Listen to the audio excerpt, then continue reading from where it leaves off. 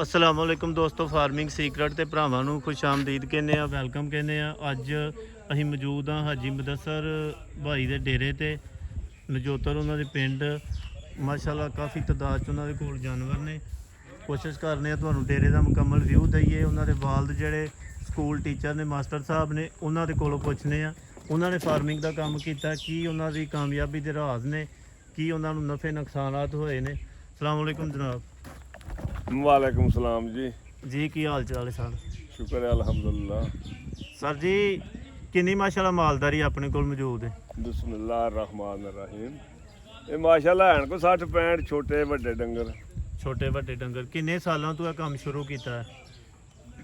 ਅਸੀਂ ਤੇ ਸ਼ੁਰੂ ਤੋਂ ਹੀ ਕੀਤਾ ਹੈ, ਭਈ ਬੱਚੇ ਛੋਟੇ ਛੋਟੇ ਸਨ ਤੋਂ ਉਦੋਂ ਤੋਂ ਇੱਕ ਮੈਂ ਹੀ ਗਾਂ ਤੋਂ ਸ਼ੁਰੂ ਕੀਤਾ ਹੈ ਅਸਾਂ ਤੇ ਕੰਮ। माशाल्लाह एडा वड्डा डेरा, इन्नी ज़्यादा मालदारी है। बड़ा अल्लाह दा आसान है, साढ़े घर दे डंगर ने बहुत। ਬਜ਼ੁਰਗੋ ਜਿਹੜੇ ਭਰਾ ਅੱਜ ਫਾਰਮਿੰਗ ਦਾ ਕੰਮ ਕਰਦੇ ਨੇ, ਮਾਲ ਡੰਗਰ ਰੱਖਦੇ ਨੇ ਪਏ ਜਾਂ ਸ਼ੁਰੂ ਕਰਨਾ ਚਾਹੁੰਦੇ ਨੇ, ਉਹਨਾਂ ਨੂੰ ਕੀ ਪੈਗਾਮ ਦੇਣਾ ਚਾਹੋਗੇ? ਆਪਣੇ ਤਜਰਬੇ ਨੂੰ ਸ਼ੇਅਰ ਕਰੋ ਨਾਲ ਉਹਨਾਂ ਦੇ। ਸਭ ਤੋਂ ਪਹਿਲਾਂ ਤੇ ਇਹ ਗੱਲ ਹੈ ਵੀ ਜਿਹੜੇ ਬੰਦਿਆਂ ਦੇ ਆਪਣੇ ਜ਼ਮੀਨਦਾਰ ਆ, ਵਸਾਇਲ ਨੇ, ਉਹ ਕੰਮ ਸ਼ੁਰੂ ਕਰਨ, ਜਾਂ ਜਿਨ੍ਹਾਂ ਦੇ ਬੰਦੇ ਆਪ ਹੀ ਸੰਭਾਲਣ ਵਾਲੇ ਨੇ, ਨੌਕਰ ਨੇਰਾ ਨੌਕਰਾਂ ਤੇ ਡਿਪੈਂਡ ਕਰਦੇ ਨੇ ਜਿਹੜੇ, ਉਹਨਾਂ ਨੂੰ ਵੀ ਨੁਕਸਾਨ ਹੁੰਦਾ, ਕਿਉਂਕਿ ਸਭ ਤੋਂ ਵੱਡਾ ਕੰਮ ਇਹਨਾਂ ਨੂੰ ਪਾਣੀ ਡਾਣ ਦਾ।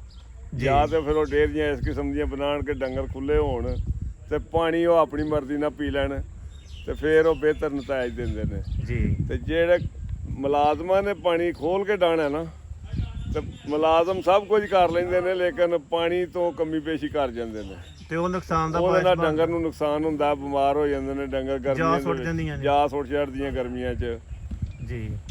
ਕਿਉਂਕਿ ਇਹ ਜਿਹੜੇ ਛੋਟੇ ਜਾਲ ਨੇ, ਬੱਚੇ ਨੇ, ਮਾਸ਼ਾਅੱਲਾ ਮੈਂ ਵੇਖੇ ਨੇ ਡੇਰੇ ਤੇ ਕਾਫੀ ਤਾਦਾਦ 'ਚ ਨੇ, ਝੋਟੀਆਂ ਬੱਚੀਆਂ ਘਰ ਦੀਆਂ ਸੂਈਆਂ। ਹਾਂਜੀ, ਇਹ ਜਿਹੜੀ ਬਰੀਡ ਹੈ, ਇਹਨਾਂ ਨੂੰ ਬਚਾਉਣ ਦਾ ਕੋਈ ਤਰੀਕਾ ਦੱਸੋ ਕਾਮਯਾਬ। ਬਚਾਉਣ ਵਾਲੀ ਤੇ ਅੱਲਾ ਦੀ ਜ਼ਾਤ ਹੈ, ਸਿਰਫ ਇਹ ਹੀ ਹੈ ਵੀ ਇਹਨਾਂ ਨੂੰ ਕੋਈ ਦੁੱਧ ਕੋ 2 ਮਹੀਨੇ ਛੱਡੇ ਜੀ, ਤੇ ਗਰਮੀ ਹੋਵੇ ਤੇ ਤੇਲ ਸ਼ੇਲ ਦੇ ਛੜੇ, ਥੋੜਾ ਰੋਜ਼ ਦੂਜੇ ਦਿਨ ਇੱਕ ਸਰਿੰਜ ਮਾਰ ਛੜੇ ਇਹਨਾਂ ਦੇ ਅੰਦਰ 5 ਸੀਸੀ ਦੀ ਜੀ। ਤੇ ਜੇ ਸਰਦੀਆਂ ਹੋਣ ਤੇ ਗੁੜ ਥੋੜਾ ਬਹੁਤਾ ਇਹਨਾਂ ਨੂੰ ਨਾ ਦੂਜੇ ਤੀਜੇ ਦਿਨ ਦਿੰਦਾ ਰਹੇ ਜਾਨ ਨੂੰ ਜੀ। ਫਿਰ ਇਹ ਪਾਲਦੇ ਨੇ। ਹੁਣ ਸਾਡੀਆਂ ਮਾਸ਼ਾਅੱਲਾ 15 ਕੱਟੀਆਂ ਨੇ, ਇਸ ਤਰ੍ਹਾਂ ਕੱਟੇ ਨੇ, ਵੱਛੀਆਂ ਨੇ 5-7, ਸਾਡੀਆਂ 4 ਵੱਛੀਆਂ ਤੇ ਐਤਕੀ ਹੁਣ 2 ਸੂਈਆਂ ਨੇ, 2 ਤਿਆਰ ਨੇ ਮਾਸ਼ਾਅੱਲਾ ਜੀ। ਤੇ ਵੱਛੀ ਦੀ ਤੇ ਇਹ ਵੇ ਨਾ ਗੱਲ ਪਏ 2-2.5 ਸਾਲ ਬਾਅਦ ਨਾ ਮਾਸ਼ਾਅੱਲਾ ਸੂ ਪੈਂਦੀ ਹੈ ਜੀ। ਤੇ ਕੱਟੀ ਦਾ ਪੀਰੀਅਡ ਲੰਮਾ ਹੁੰਦਾ, ਉਹ 4 ਤੋਂ ਟੱਪ ਕੇ ਤੇ ਫਿਰ ਉਹ ਅਬਾਵ ਕਰਕੇ ਤੇ ਫਿਰ ਸੁਣਦੀ ਹੈ। ਡੇਰਾ ਬਣਾਇਆ ਇੱਕ ਬੰਦੇ ਨੇ, ਫਾਰਮਿੰਗ ਦਾ ਕੰਮ ਸ਼ੁਰੂ ਕੀਤਾ, ਆਪੀ ਵੀ ਨਾਲ ਖੱਪਣ ਦਿਆ, ਨਾਲ ਨੌਕਰ ਵੀ ਰੱਖੇ ਨੇ। ਇਹਦੇ ਵਿੱਚੋਂ ਮੁਨਾਫਾ ਕਿਸ ਸੂਰਤ ਦੇ ਵਿੱਚ ਹੋ ਸਕਦਾ? ਇਹ ਤੇ ਅੱਲਾ ਨਾਲ ਹੀ ਭੰਜਾਈ ਹੈ, ਮੁਨਾਫਾ ਤੇ ਖੁਦਾ ਹੀ ਦੇ ਤੇ ਆਉਂਦਾ, ਕਿਉਂਕਿ ਇਹਦੇ ਵਿੱਚ ਕੱਚਾ ਜਿਹਾ ਕੰਮ ਹੈ। ਕੋਈ ਡੰਗਰ ਬਿਮਾਰ ਹੋ ਜਾਂਦਾ, ਕੋਈ ਜ਼ੋਰ ਨਹੀਂ ਸੁੱਟਦਾ, ਕੋਈ ਤਰੂ ਜਾਂਦਾ, ਕੋਈ 100 ਵਾਧੇ ਘਾਟੇ ਹੋ ਜਾਂਦੇ ਨੇ ਜੀ। ਬਿਲਕੁਲ। ਤੇ ਅੱਲਾ ਨਾਲ ਹੀ ਭੰਜਾਈ ਹੈ ਤੇ ਕੰਮ ਤੇ ਵੇ ਜਦੋਂ ਜੀ ਤੇ ਮਾਲ ਹੋਏ ਤਾਂ ਅੱਲਾ ਦੀ ਰਹਿਮਤ ਹੁੰਦੀ ਹੈ ਜੀ। ਹੁਣ ਸਾਡੇ ਇਹ ਨਾ ਵੀ ਇਹਨੇ ਜਾਨਵਰ ਨੇ, ਵਿੱਚੋਂ ਕੋਈ ਜ਼ਰੂਰਤ ਪਵੇ ਤੇ ਏਡੇ ਮਹਿੰਗੇ ਜਾਨਵਰ ਨੇ, ਹੁਣ ਉਹ ਕਟਾ ਵੀ ਵੇਚ ਲਈਏ ਤੇ ਰੁਪਈਆ ਲੱਖ ਬਣ ਜਾਂਦਾ। ਕਟੇ ਵੇਖੇ ਜੇ ਨਾ ਸਾਡੇ ਕਿਹੜੇ ਕਿਹੜੇ ਤਗੜੇ ਨੇ। ਦੇਖੇ ਮੈਂ ਤਾਂ ਸਾਰਿਆਂ ਭਰਾਵਾਂ ਨੂੰ ਇਹ ਮਸ਼ਵਰਾ ਦਿਆਂਗਾ ਵੀ ਜਿਹੜੇ ਬੰਦੇ ਨੇ ਇਹ ਕੰਮ ਸ਼ੁਰੂ ਕਰਨਾ ਨਾ, ਹਾਂਜੀ, ਉਹ ਨਾਲ ਕੋਈ 10-20 ਕੱਟੇ ਵੱਛੇ ਰੱਖ ਲੈ, ਕਿਉਂਕਿ ਡੰਗਰਾਂ ਇਹਨਾਂ ਦੀ ਆਮਦਨ ਤੋਂ, ਇਹਨਾਂ ਦੀਆਂ ਪੈਸਿਆਂ ਤੋਂ ਉਹ ਵੀ ਨਾਲ ਪੈ ਪਾਲਦੇ ਨੇ। ਤੇ ਉਹ ਬੈਂਕ 'ਚ ਚੈੱਕ ਬਣਾਉਣ ਵਾਲੀ ਗੱਲ, ਜੇ ਆ ਚੈੱਕ ਬੈਂਕ 'ਚੋਂ ਲੈ ਗਏ ਤੇ ਆ ਕੱਟਾ ਵੱਛਾ ਨਾਲ ਪਾਲ ਲਿਆ। ਕਿੰਨੇ ਨਾਲ ਕੱਟੇ ਜਾਂ ਵੱਛੇ ਪਾਲੇ ਜਾਣ ਤੇ ਇੰਨੀ ਜ਼ਰੂਰਤ ਹੈ ਕਿਸੇ ਦੀ। ਉਹਨਾਂ ਵਾਸਤੇ ਅੱਗੋਂ ਟਾਈਮ ਵੀ ਦੇਣਾ ਪਏਗਾ, ਉਹਨਾਂ ਦੀ ਸੰਭਾਲ ਉਹਨਾਂ ਦਾ ਟਾਈਮ ਬਹੁਤ ਘੱਟ ਹੁੰਦਾ ਹੈ, ਇਸ ਵਾਸਤੇ ਕਿ ਉਹਨਾਂ ਦਾ ਹਿੱਸਾ ਹੋਵੇ ਨਾ ਵੱਖਰਾ ਜੀ, ਖੁੱਲੇ ਹੀ ਹੋਣ, ਉਹ ਉੱਥੇ ਹੀ ਪਾਣੀ ਹੋਵੇ, ਵਿੱਚ ਰਹੀ ਬਣੀ, ਸਵੇਰੇ ਉੱਠੇ ਪਿਛਲਾ ਪਾਣੀ ਕੱਢਿਆ, ਕੋਈ ਨਵਾਂ ਭਰ ਲਿਆ। ਉਹ ਇੱਕ ਕਿਸਾਨਾਂ ਵਾਸਤੇ, ਸਾਡੇ ਡੰਗਰ ਰੱਖਣ ਵਾਲਿਆਂ ਵਾਸਤੇ ਬਿਹਤਰੀਨ ਕੰਮ ਹੈ। 6 ਮਹੀਨੇ ਤੋਂ ਬਾਅਦ ਉਹ ਵਿੱਚ ਇਹ ਵੀ ਬੰਦਾ ਤੇ ਰੁਪਈਏ ਇਕੱਠੇ ਹੋ ਜਾਂਦੇ ਨੇ। ਬਿਲਕੁਲ। ਦੁੱਧ ਤੋਂ ਇਹਨਾਂ ਦਾ ਵੰਡਾ ਪਿਆ ਟੁਰਦਾ, ਪੱਠੇ ਪਏ ਟੁਰਦੇ ਨੇ, ਕੱਟਿਆਂ ਦਾ ਵੀ ਵੰਡਾ ਛੰਡਾ, ਫੀਡ ਸ਼ੀਟ ਪਈ ਟੁਰਦੀ ਹੈ ਸਰ ਜੀ। ਜਾਂ ਉਹਨਾਂ ਨੂੰ ਸਾਲਟ ਪਾਓ, ਉਹ ਸਭ ਤੋਂ ਬਿਹਤਰ ਤਾਂ ਕੱਟਿਆਂ ਵਾਸਤੇ ਤੂੜੀ ਤੇ ਚੋਕਰ ਹੁੰਦਾ ਸਰ ਜੀ। ਇਹ ਜਿਹੜਾ ਹਰ ਫਾਰਮਰ ਦਾ ਮਸਲਾ ਹੈ ਕਿ 5-7 ਲੱਖ ਦੀ ਗਾਂ ਜਾਂ ਮੱਝ ਹੁੰਦੀ, ਉਹਦਾ ਥਣ ਕੋਈ ਨਾ ਕੋਈ ਮਰਿਆ ਹੁੰਦਾ ਤੇ ਉਹ ਬਿੱਜ ਲੱਗ ਜਾਂਦੀ, ਜਾਨਵਰ ਦੀ ਕੀਮਤ ਜਾਂਦੀ ਰਹਿੰਦੀ। ਉਹ ਤੋਂ ਬਚਾਓ ਲਈ ਕੀ? ਉਹਦਾ ਤੇ ਸਭ ਤੋਂ ਵੱਡਾ ਗੱਲ ਇਹ ਵੇ ਅੱਜ ਕੱਲ ਦੇ ਦੌਰ 'ਚ ਸਾੜੂ ਦਾ ਹੱਲ ਕੀ? ਮੁਆਸ਼ਰੇ ਨੂੰ ਇਹ ਬਿਮਾਰੀ ਲੱਗ ਗਈ ਹੈ ਵੀ ਇਹਨੇ ਕੋਈ ਸੋਚਦਾ ਵੀ ਦਿਆਨਤਦਾਰੀ ਕੀ ਸ਼ੈ ਵੇ। ਇਹ ਹੀ ਸੋਚਦੇ ਨੇ ਕਿ ਪੈਸੇ ਬਹੁਤੇ ਕਿਸ ਤਰ੍ਹਾਂ ਬਣਨਗੇ। ਵੱਡਾ ਵਾਸਤੇ ਵੇ ਵੀ ਵੰਡਾ ਖਾਲਸ ਕੋ ਨਹੀਂ ਲੱਭਦਾ ਜੀ। ਵੰਡਾ ਜਿਹੜਾ ਉਹ ਮਿਲਾਵਟਸ਼ੁਦਾ ਹੁੰਦਾ, ਨਾਕਸ ਚੀਜ਼ਾਂ ਦਾ ਪਾਇਆ ਵਿੱਚ, ਫੱਕਾਂ ਪੀਥੀਆਂ ਸੂਰਜਮੁਖੀ ਦਾ ਤੋਹ ਪੀਥੇ ਖਲਾਂ 'ਚ ਉਹਦੀ ਵਜ੍ਹਾ ਨਾਲ ਥਣਾਂ ਨੂੰ ਫਾਲਟ ਹੁੰਦੇ ਨੇ। ਫਿਰ ਲੋਕ ਉਹ ਵੰਡਾ ਖਾਲਸ ਨਹੀਂ ਲੱਭਦਾ, ਫਿਰ ਰੋਟੀਆਂ ਪਾਉਂਦੇ ਨੇ ਤੇ ਰੋਟੀ ਦੀ ਇੰਨੀ ਘੀਟ 'ਚ ਹੁੰਦੀ ਹੈ ਵੀ ਉਹਦੇ ਨਾਲ ਕੋਲੂ ਦੀ ਖਾਲ ਵਿੱਚ ਬੜੇ ਜਿਹੜੀ ਹੈ ਸਰੋਂ ਦੀ ਉਹ ਘੱਟ ਹੋਵੇ ਤਾਂ ਥਣਾਂ ਨੂੰ ਨੁਕਸ ਹੋ ਜਾਂਦਾ, ਸਾੜੂ ਪੈ ਜਾਂਦਾ। ਫਿਰ ਪੁਰਾਣੀਆਂ ਰੋਟੀਆਂ ਜਿਹੜੇ ਰੋਟੀ ਕੁਆੜਖਾਨੇ ਵਾਲੇ ਨੇ ਉੱਲੀ ਲੱਗੀਆਂ ਰੋਟੀਆਂ ਵੀ ਲੈ ਲੈਂਦੇ ਨੇ। ਉਹਨਾਂ ਦਾ ਤਰੀਕਾ ਵਾਰਦਾਤ ਇਹ ਵੇ ਵੀ ਜਿਹਨੂੰ ਬਹੁਤੀ ਉੱਲੀ ਲੱਗੀ ਹੈ ਨਾ ਉਹਨੂੰ ਖਿਲਾਰ ਕੇ ਤੇ ਉੱਤੇ ਕੋਈ 5 ਸਿਰ ਆਟਾ ਧੂੜਦੇ ਨੇ, ਉਹ ਉੱਲੀ ਛੱਪ ਜਾਂਦੀ ਹੈ ਉਹਨਾਂ ਦੀ ਜੀ।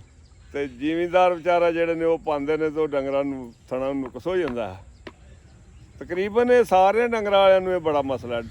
ਹਾਂਜੀ, ਸੋਜ਼ਸ਼ ਹੋ ਜਾਂਦੀ ਹੈ ਬਾਅਦ ਕਾ ਜਿਹੜੇ ਤੇ ਥਣ ਨੂੰ ਸਾੜੂ ਪੈ ਜੇ ਨਾ, ਸਾੜੂ ਹੋਵੇ ਜੀ, ਉਹ ਤੇ ਤੇਲ ਤੇ ਪਾਣੀ 'ਚ ਅਸੀਂ 1.5 ਸਿਰ ਪਾਣੀ ਪਾ ਕੇ ਨਾ, ਹਾਂਜੀ, ਤੇ ਵਿੱਚ ਆ ਸਿਰ ਤੇਲ ਪਾ ਕੇ 2-3 ਬਾਲੇ ਪਾਣੀ ਨੂੰ ਦੇ ਕੇ ਨਾ ਤੇ ਤਕਰੀਬਨ ਅੱਧਾ ਪਾਣੀ ਰਹਿ ਜਾਏ ਤੇ ਫਿਰ ਤੇਲ ਉਹ ਲਾ ਲਈਦਾ ਤੇ ਉਹ ਦੇਈਦਾ, ਉਹਦੇ ਨਾਲ ਬਿਲਕੁਲ ਠੀਕ ਹੋ ਜਾਂਦਾ। ਕਿੰਨੀ ਦਫਾ ਹੀ ਦੇਈਦਾ?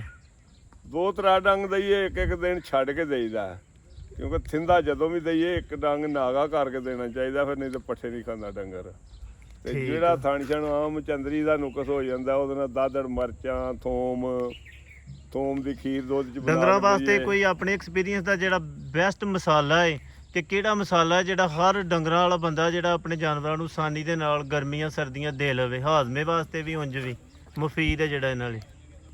ਉਂਝ ਤੇ ਬੜੇ ਮਸਾਲੇ ਨੇ, ਲੇਕਿਨ ਅੱਜ ਕੱਲ੍ਹ ਰੁਝਾਨ ਤੇ ਇਹ ਹੋਇਆ ਦਾਦੜ ਮਿਰਚਾਂ ਤੇ ਸਰੋਂ ਦਾ ਤੇਲ ਜੀ। ਸਰੋਂ ਦਾ ਤੇਲ ਨਾਲ ਜ਼ਰੂਰੀ। ਦੂਜਾ ਇੱਕ ਸੌਖਾ ਜਿਹਾ ਕੰਮ ਹੈ, ਐਂਟੀਬਾਇਓਟਿਕ ਹਰ ਜ਼ਿਮੀਂਦਾਰ ਨੂੰ ਪਤਾ, 5 ਗ੍ਰਾਮ ਟੀਕਾ ਲਾਉਂਦੇ ਨੇ ਕੋਈ ਵੀ ਮਸਲਾ ਹੋਏ ਫੌਰਨ ਜਿਹੜਾ ਨਾ ਫਸਟ ਏਡ, ਡੰਗਰ ਦੇ ਵਿੱਚ ਕੋਈ ਇਨਫੈਕਸ਼ਨ ਹੋ ਜਾਏ, ਕੋਈ ਬਿਮਾਰ ਹੋ ਜਾਂਦਾ, ਸੌਂ ਜਾਂਦਾ ਬਦਲ ਸ਼ਦਲ 'ਚ, ਤੇ 5 ਗ੍ਰਾਮ ਬੜਾ ਮੁਫੀਦ ਹੈ ਅੱਜ ਕੱਲ੍ਹ ਜ਼ਿਮੀਂਦਾਰਾਂ ਵਾਸਤੇ। ਉਹ 2 ਲਾਈਏ ਤੇ ਡੰਗਰ ਠੀਕ ਹੋ ਜਾਂਦਾ ਇਨਸ਼ਾਅੱਲਾ। ਠੀਕ ਹੋ ਗਿਆ। ਬਜ਼ੁਰਗੋ, ਇਹ ਜਿਹੜੀਆਂ ਮੱਝਾਂ ਕੋਈ ਭਾਰ-ਭੂਰ ਪਾਉਂਦੀਆਂ ਨੇ, ਬਾਅਦ ਕਾਤ ਇਹ ਬੜਾ ਕਿਸਾਨਾਂ ਵਾਲੀ ਮਸਲਾ ਹੋਇਆ ਹੁੰਦਾ ਕਿ ਉਹ ਬਾਅਦ ਕਾਤ ਵੇਚ ਕੇ ਜਾਨ ਛੁੱਟਦੀ। ਭਾਰ ਪਾਉਣ ਦਾ ਤੇ ਇਹ ਵੀ ਗਲਤੀ ਤਾਂ ਹੁੰਦੀ ਇਨਸਾਨ ਦੀ, ਤੇ ਪਾਣੀ ਨਾ ਸਹੀ ਵੇਲੇ ਨਾਲ ਡਾਣਾ, ਦੂਜੀ ਪੱਠੇ ਬਹੁਤ ਜ਼ਿਆਦਾ ਖਾ ਲੈਣ, ਸਟਾਲਾ ਮਸਲਣ ਪਿੱਛੇ ਪੱਕਾ ਸਟਾਲਾ ਸੀ, ਉਸ ਨੂੰ ਬਾਈ ਮੈਂ ਕੋਈ ਵੀ ਉਹ ਬਹੁਤਾ ਖਾ ਲੇ ਜਦੋਂ ਤੇ ਹੀਟਅਪ ਹੋ ਜਾਂਦੀ, ਹੀਟਅਪ ਹੋ ਕੇ ਭਾਰ ਪਾਉਂਦੀਆਂ ਨੇ। ਉਹਦੇ ਵਾਸਤੇ ਤਾਰਾ ਮੀਰਾ ਜਾਊਂ ਜਿਹੜੇ ਨੇ ਦਲਾ ਕੇ ਪਾਓ, ਉਹ ਵੀ ਬਿਹਤਰੀਨ ਨੇ। ਕਈ ਟੋਟਕੇ ਨੇ, ਇੱਕ ਗਿਰੀ ਬਦਾਮ ਦੀ ਦਈਏ ਡੰਗਰ ਨੂੰ ਤੇ ਉਹਦੇ ਨਾਲ ਵੀ ਨਹੀਂ ਪਿੱਛਾ ਫਿਰ ਦਿੰਦੀਆਂ ਬਾਅਦ ਔਕਾਤ, ਉਹ ਵੀ ਬੜਾ ਸਬੂਟੇਬਲ ਹੁੰਦਾ। ਇੱਕ ਗਿਰੀ ਬਦਾਮ ਦੀ, ਇੱਕ ਗਿਰੀ ਸਿਰਫ, ਤੇ ਉਹ ਵੀ ਉਹ ਦੇਣੀ ਜਿਹੜੀ ਕੌੜੀ ਨਾ ਹੋਵੇ, ਮਿੱਠੀ ਹੋਵੇ। ਅੱਛਾ। ਤੇ ਬਜ਼ੁਰਗੋ, ਤੁਹਾਡੇ ਕੋਲ ਆਖਰੀ ਮਾਸ਼ਾਅੱਲਾ ਬਹੁਤ ਅੱਛੀਆਂ ਤੁਸੀਂ ਆਪਣੀਆਂ ਗੱਲਾਂ, ਆਪਣੇ ਤਜਰਬਾਤ ਦੋਸਤਾਂ ਨਾਲ ਸ਼ੇਅਰ ਕੀਤੇ ਨੇ, ਉਹਨਾਂ ਨੂੰ ਆਪਣੇ ਕੀਮਤੀ ਤੇ ਮੁਫੀਦ ਨੁਸਖੇ ਜਿਹੜੇ ਨੇ ਦੱਸੇ ਨੇ। ਐਂਡ ਤੇ ਆਖਰੀ ਸਵਾਲ ਇਹ ਵੀ ਕਿ ਹਰ ਬੰਦਾ ਕਹਿੰਦਾ ਕਿ ਸਾਲ 'ਚ 365 ਦਿਨ ਫਸਣ ਵਾਲਾ ਕੰਮ ਹੈ, ਨਾ ਤੁਸੀਂ ਖੁਸ਼ੀ ਗਮੀ ਤੇ ਜਾ ਸਕਦੇ ਹੋ, ਨਾ ਤੁਸੀਂ ਕਿਤੇ ਹੋਰ ਸ਼ਾਦੀ ਤੇ ਜਾ ਸਕਦੇ ਹੋ। ਇਹਦਾ ਕੀ ਹੈ ਜ਼ਿਮੀਦਾਰ ਜਿਹੜੇ ਉਹਨਾਂ ਦਾ ਮਸਲਾ ਹੈ? ਕਿਸੇ ਬੰਦੇ ਕੋਲ ਵੀ ਨਹੀਂ, ਕਿਉਂਕਿ ਇਹਨਾਂ ਨੇ ਤੇ 2 ਟਾਈਮ ਖਾਣ ਨੂੰ ਵੀ ਮੰਗਣਾ, ਧਾਰਾਂ ਵੀ ਕੱਢਣੀਆਂ ਨੇ, 2 ਦਿਨ ਦਾ ਟਾਈਮ ਨਾਲ ਚੋਣਾ ਤੇ ਤਾਂ ਹੀ ਖਾਇਆ ਜਾਣਾ ਨਾ। ਤੇ ਲੇਕਿਨ ਇਹ ਮਸਲਾ ਵੀ ਹਰ ਫਾਰਮਰ ਦਾ, ਜਿਹੜੇ ਬੰਦੇ ਨੇ ਜੀ ਨੇ ਮੁਲਾਜ਼ਮ ਨੇ ਰੱਖੇ ਆਪੀ ਜੀ ਨੇ, ਉਹਨਾਂ ਨੂੰ ਤੇ ਕੋਈ ਫਰਕ ਨਹੀਂ ਜੀ। ਤੇ ਜਿਹੜਾ ਇੱਕ ਅੱਧਾ ਬੰਦਾ ਤੇ ਉਹਦੇ ਵਾਸਤੇ ਤੇ ਮਾਲ ਰੱਖਣਾ ਉਹਦੇ ਵਾਸਤੇ ਰੋਗ ਨਹੀਂ, ਮੇਰਾ ਮੁਲਾਜ਼ਮਾਂ ਤੇ ਡਿਪੈਂਡ ਕਰੇਗਾ। ਤੇ ਉਹ ਫਿਰ ਵੇਖਿਆ ਡੇਅਰੀਆਂ ਵਿਕ ਜਾਂਦੀਆਂ ਨੇ, ਮੁਲਾਜ਼ਮਾਂ ਕੋਲੋਂ ਨੱਸ ਜਾਂਦੇ ਨੇ ਜਦੋਂ ਤੰਗ ਹੋਣ ਜੀ। ਬਿਲਕੁਲ, ਮੁਲਾਜ਼ਮਾਂ ਤੇ ਇਹ ਹੀ ਦਿਲ ਕਰਦਾ ਵੀ ਕੰਮ ਕੋ ਨਾ ਕਰਨਾ ਪਵੇ ਤੇ ਪੈਸੇ ਦੇਣ ਸਾਨੂੰ ਮਾਲਕ, ਫੇਰ ਖੁਸ਼ ਹੋ ਕੇ ਰਹਿੰਦੇ ਨੇ। ਟੀਵੀ ਵੇਖਣ ਉੱਥੇ, ਹਾਂਜੀ ਟੀਵੀ ਵੇਖਣ ਤੇ ਫੇਰ ਉਹ ਖੁਸ਼ ਹੋ ਕੇ ਵੇਂਦੇ ਰਹਿੰਦੇ ਨੇ। ਬਿਲਕੁਲ, ਮੁਲਾਜ਼ਮਾਂ ਤੇ ਮੁਕੰਮਲ ਡਿਪੈਂਡ ਬੰਦਾ ਨਹੀਂ ਕਰ ਸਕਦਾ, ਇਹ ਮਾਲ ਨਹੀਂ ਰੱਖ ਸਕਦਾ। ਇਹ ਪ੍ਰੋਬਲਮ ਬਿਲਕੁਲ ਸਹੀ ਹੈ ਤੁਹਾਡੇ ਵਾਲੀ, ਭਈ ਸ਼ਾਦੀ ਵਿਆਹ ਤੇ ਗਮੀ ਖੁਸ਼ੀ ਤੇ ਜਰਾ ਟਾਈਮ ਤੇ ਫਿਰ ਨਹੀਂ ਨਿਕਲਦਾ ਇਸ ਕੰਮ ਚੋਂ ਜੀ। ਇੱਕ ਗੱਲ ਹੈ ਵੇ, ਜਗ੍ਹਾ ਬਣੀ ਹੋਵੇ ਨਾ, ਜਿਸ ਤਰ੍ਹਾਂ ਹੁਣ ਸਾਡੀ ਜਗ੍ਹਾ ਬਣੀ ਹੈ, ਤੇ ਫਿਰ ਉਹ ਵੀ ਮਸਲਾ ਬੜਾ ਘੱਟ ਹੈ। ਬਰਾਂਡਿਆਂ 'ਚ ਬੱਦੀਆਂ ਹੋਣ, ਤਲਾਸ਼ਲਾ ਬਣਿਆ ਹੋਵੇ, ਖੁੱਲੀਆਂ ਹੋਣ, ਤੇ ਫਿਰ ਉਹ ਬਹੁਤ ਮਸਲਾ। ਦਿਨੇ ਬੰਦਾ ਹੋ ਵੀ ਆਵੇ, ਦਿਨੇ ਇਹਨਾਂ ਨੂੰ ਕਿਹੜਾ ਕੋਈ ਸਾਰਾ ਦਿਨ ਚੁੱਕ ਕੇ ਬੈਠਾ ਹੁੰਦਾ। ਸਰ ਜੀ, ਇੰਨੀ ਜ਼ਿਆਦਾ ਤੁਸੀਂ ਮਾਲਦਾਰੀ ਰੱਖੀ ਹੈ ਕਈਆਂ ਸਾਲਾਂ ਤੋਂ, ਇਹਦੇ ਵਿੱਚ ਤੁਸੀਂ ਦੱਸ ਸਕਦੇ ਹੋ ਕਿ ਅਗਰ ਕੋਈ ਬੰਦਾ, ਕੋਈ ਨਵਾਂ ਭਰਾ ਮੰਡੀ 'ਚ ਜਾਂਦਾ ਤੇ ਉਹ ਕਿਹੜੀ ਮੱਝ ਹੈ ਜਿਹੜੀ ਉਹਨੂੰ ਖਰੀਦ ਲੈਣੀ ਚਾਹੀਦੀ, ਛੱਡਣੀ ਨਹੀਂ ਚਾਹੀਦੀ? ਉਹਨੂੰ ਤਾਂ ਕੋਸ਼ਿਸ਼ ਇਹ ਕਰਨੀ ਚਾਹੀਦੀ ਕਿ ਜਿਹੜੀ ਨੀਲੀ ਦੀ ਮੱਝ ਇਹਨਾਂ ਝੋਟੀ ਪਹਿਲਣ ਜੀ, ਉਹਨਾਂ 'ਚ ਇਹ ਖੂਬੀ ਹੈ ਕਿ ਉਹ 8-9 ਮਹੀਨੇ ਇੱਕ ਲਗਾਤਾਰ ਰਫਤਾਰ ਤੇ ਦੁੱਧ ਦਿੰਦੀਆਂ ਨੇ, 12-14 ਸਿਰ ਤੋਂ ਘੱਟ ਨਹੀਂ ਦਿੰਦੀਆਂ, ਬਲਕਿ 20 ਸਿਰ ਵੀ ਦਿੰਦੀਆਂ ਨੇ।